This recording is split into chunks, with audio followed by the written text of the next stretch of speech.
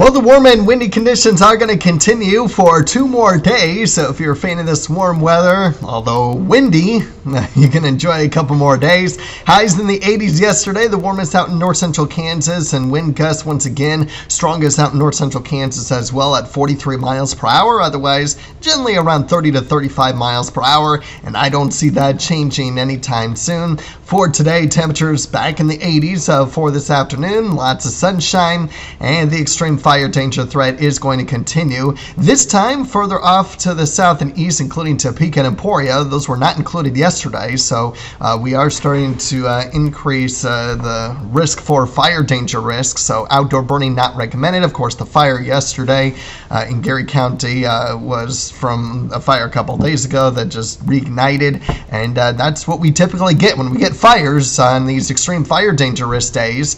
It's not necessarily fires that were set on that day. It's fires that were set a couple days ago, the day before, whatever it is, and just reignites. And so that's just going to be something that we'll have to continue to keep an eye on for these next couple of days, where hopefully we can get some rain, especially Friday night across the area, and helping alleviate this fire danger threat we've had for much of this week.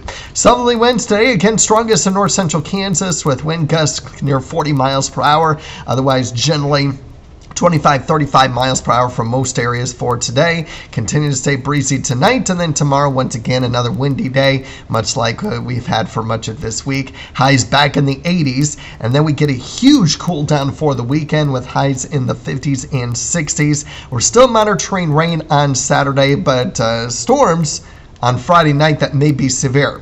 I'm going to walk you through several scenarios because there's still some uncertainty on what to expect with this potential for storms. Here's our short-term computer model, our in-house computer model. This is 6 p.m. Storms beginning to develop out towards central Kansas and then pushing eastward through the evening hours fairly quickly. So about 9-10 o'clock or so, making it out towards Highway 75 and continuing with the rain for much of the overnight periods.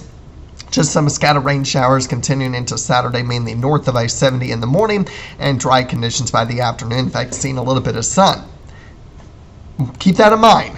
I'm not necessarily going with that scenario right now just because of some uncertainty. I'll tell you why in just a second. But I do want to mention the severe weather risk for tomorrow. This is what it looks like. A slight risk for pretty much the western two-thirds of our viewing area with a marginal risk further off to the east. I still believe hail is going to be the primary threat, especially initially when hail could be up to 2 inches in diameter or possibly larger than that.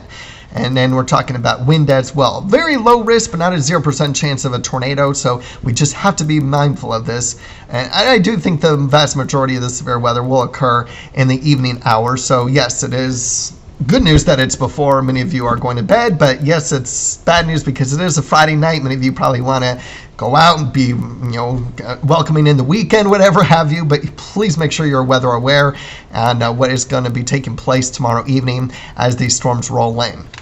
Let's take a look at what to expect for Saturday, as there still remains some uncertainty on how long this rain lingers. Our European model here shows this rain continuing through the morning and slowly weakening as we head into the evening hours. So it does continue into the afternoon, but dry by Sunday. And taking a look at how much rain to expect there, not a whole lot in north central Kansas, but a little bit more so for the rest of northeast Kansas. By the way, I should mention that I didn't put in the other model on how much rain to expect there. It was about 1/10 of an inch to 1/4 inch worth of rainfall. So some of our long-range models are still hinting at a little bit heavier rain than our short-term models are showing right now, and so that'll be something to watch for. The GFS here is actually very close to what our in-house model is showing, the first model that I showed you, as it pushes off to the northeast as we head throughout the day on Saturday. So the GFS is coming more in line with one of our short-term models. So we'll see. The European right now is the medium run. I'm not showing you the NAM